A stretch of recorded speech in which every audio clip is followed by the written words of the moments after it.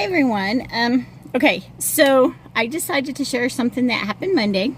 For those of you who know, my nephew Daniel's autistic, and he had to get some blood work done for his heart doctor on Monday because there was some questions that he wanted to get answered.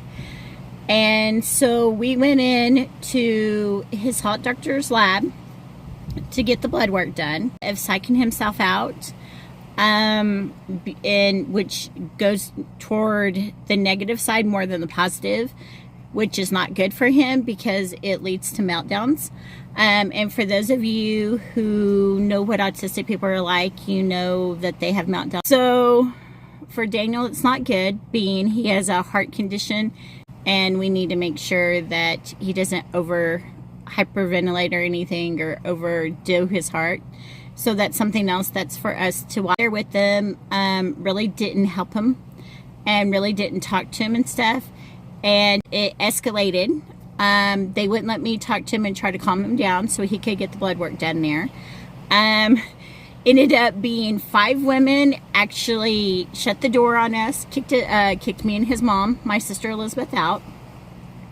And told us that they would take care of it. My nephew, I know what calms him down. I know how to get him out of a meltdown. Be completely honest, I literally got angry, lost my shit in front of God and everybody. Pretty much said how I felt, which I feel was legit because, I mean, I knew my nephew and I felt like I had a right to salespeople. And so we were talking to one, I'm going to call him Jay, like the letter J. He has an autistic person in his family. And we were talking about, me and my sister Elizabeth, we were talking to him about how overwhelmed we were in this situation because she apologized to the women, which I told her that for me, I was not going to apologize because I felt I was in my right as his aunt to do what I needed to do for him. So I don't apologize for me. If I wanted to, I would have, but I felt I didn't have to which Jay said that I was right to feel that way. I was right to not apologize for me being me and me being his aunt, and because I know my nephew and I know his autism and what was going on and what he was doing and why he was reacting the way he was. So yeah, so it was kind of nice to have somebody say, hey, I got your back. I understand. I think they shouldn't have done what they did to you. That was not right. We started talking about his situation with his marriage and what was going on there, and he felt led to tell me what was happening, what was going on, the fact that they're separated, thing that I went through, storm drowning, more like a mental health drowning that I went through because turning into a situationship because he started having those kind of feelings out of the blue.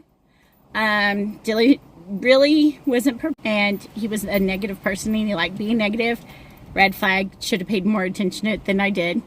But hey, my situation. Turns out that we both had to deal with avoidance. Yeah, rad. And he is definitely avoidance with a narcissistic tendencies. So it was kind of odd to tell a guy and a guy go, yeah, you had every right to do what you did. Yeah, he was a jerk, to actually agree, which was really weird because our conversation that we had about what was going on in our life and what we were dealing with and what we were healing from and what we were trying to have, people just talking and just having this amazing, easy to breathe conversation and not really putting the, well, I'm a woman, so I'm going to think this way, and this is how you're going to hear me, and versus him being a man and saying, okay, I'm a man, and I've heard all my life that you sound like a woman, and you reacted like a woman, you answered it like a woman, to whereas the conversation that we had, neither of us used that. I sex roles in it to where I'm a woman, he's a man, so we're going to do it that way, versus just being friends and just talking. and just having a normal adult conversation with the friend and saying, hey, I got your back, you got my back. Let's talk about what what went on.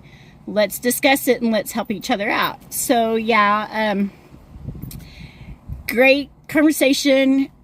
Felt like I could breathe. Felt like I could let's help each other out. More of it was nice to have somebody to talk to and to breathe and to actually feel that somebody was right there. Have that feeling that somebody understood that what I had went through, what I just got out of. Understand how toxic it was instead of doing the side thing. Because, you know, for me, I always had that fear of that if I talked to another guy or another male, that they would be more on his side and say, oh, well, you know, because there are guys out there, I'm sorry, but there really are guys that would